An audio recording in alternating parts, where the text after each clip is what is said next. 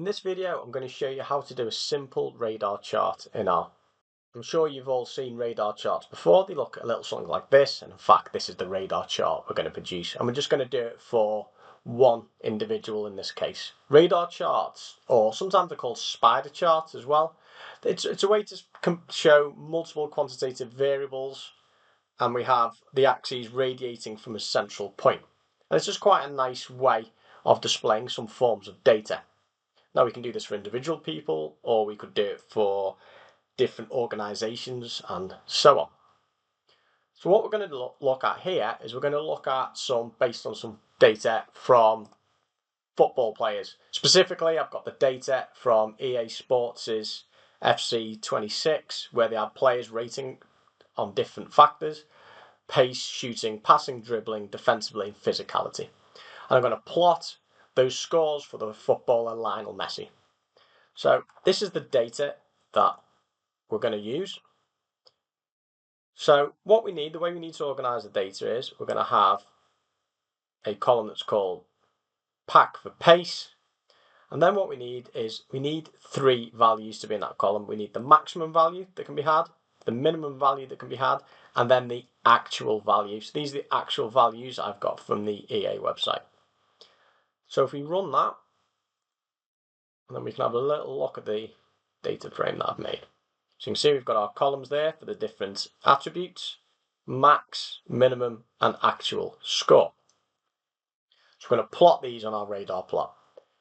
It's actually quite straightforward to do if we use the fmsb package. So you'll need to install that and then pull that out of your library. And on the really basic level, all we need to do is say radar chart and then our data frame, which I've called Messi.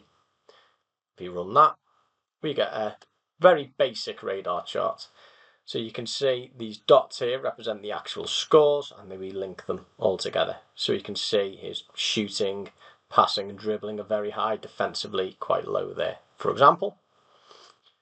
But we can of course edit this, and I'll show you some basic editing, but you can play around with this a bit. So we can expand our radar chart a little bit here, and we can do a few different things. So here, pfcol, we're going to actually use this to fill in the colour. I'm going to put some colour on top of this using RGB, red, green, blue, and we can mess around with these. I'm going to do it in the sort of reddy pink colour, which can be set up like that. We can edit these and so on to produce different colours, and it's worth looking online for some different ways you can set that up.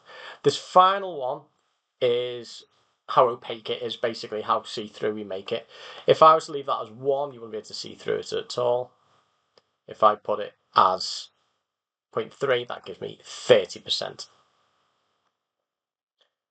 We can mess around. This is going to be our line width, how wide our line is going to be, our line type. So we can play around with this. I'll show you that in a little minute. This command is our grid line colour, so what colour are these grids going to be? We can have our axis type. This is basically whether we're going to show the labels on it. We can change the size of our variable labels as well, so we can mess around with that and make them bigger or smaller. Here's our axislabels. So we're going to put a label on these lines here. So I'm going to put it at 0, 25, 50, 75 and 100%. This is going to be the colour of those axis labels. So what colour are these percentages going to appear in? They're going to be in dark blue. This is the size of the axis label. So again, this is just going to be how big those numbers are going to appear, and then I'm going to put a title on it, which I'm just going to call it Messi Stat. So if we run that, there we go. So now what we've done, we have filled it in a pink colour. We've got our percentages there, and we've got our title on it, and so on.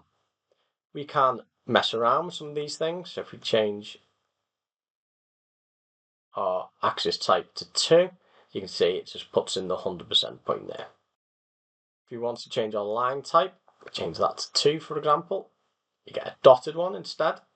We can play around that. There's lots of different options. You know, if we want to change our colour, if I change that to that, we've got a green one there. I change that to 1. Can't see through it whatsoever.